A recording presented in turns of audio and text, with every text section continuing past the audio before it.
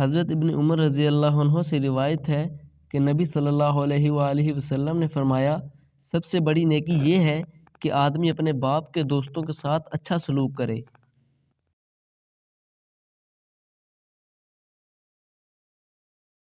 رسول اللہ صلی اللہ علیہ وآلہ وسلم نے ارشاد فرمایا، ان قریب دریائے فرات سے سونے کا ایک پہاڑ نکلے گا، پس جو بھی اس وقت موجود ہو وہ اس میں سے کچھ بھی نہ لے۔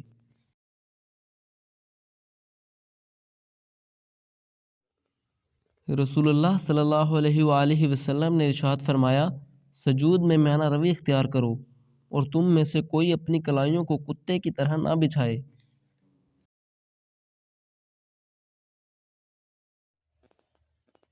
حضرت ابن عمر سے روایت ہے کہ نبی کریم صلی اللہ علیہ وآلہ وسلم اپنی اونٹنی کی آڑ میں نماز ادا کرتے۔ ابن نمیر کی روایت میں اونٹ کا ذکر ہے۔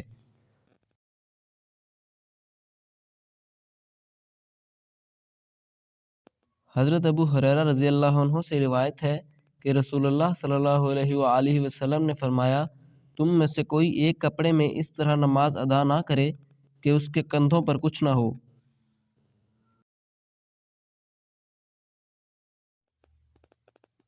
حضرت انس رضی اللہ عنہ سے روایت ہے کہ رسول اللہ صلی اللہ علیہ وآلہ وسلم نے اگر یہ نہ ارشاد فرمایا ہوتا کہ تم میں سے کوئی موت کی تمنا نہ کرے تو میں اس کی تمنا کرتا۔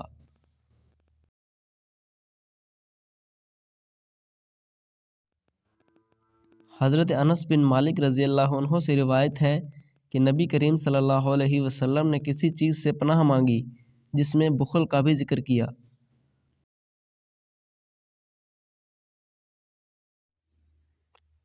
حضرت ابو ہریرہ رضی اللہ عنہ سے روایت ہے کہ نبی صلی اللہ علیہ وآلہ وسلم بری تقدیر اور بد نصیبی کے پانے اور دشمنوں کے خوش ہونے اور سخت آزمائش سے پناہ مانگتے تھے۔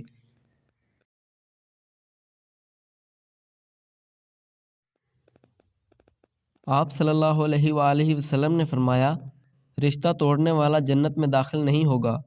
حضرت سفیان نے کہا، یعنی رشتہ داری توڑنے والا۔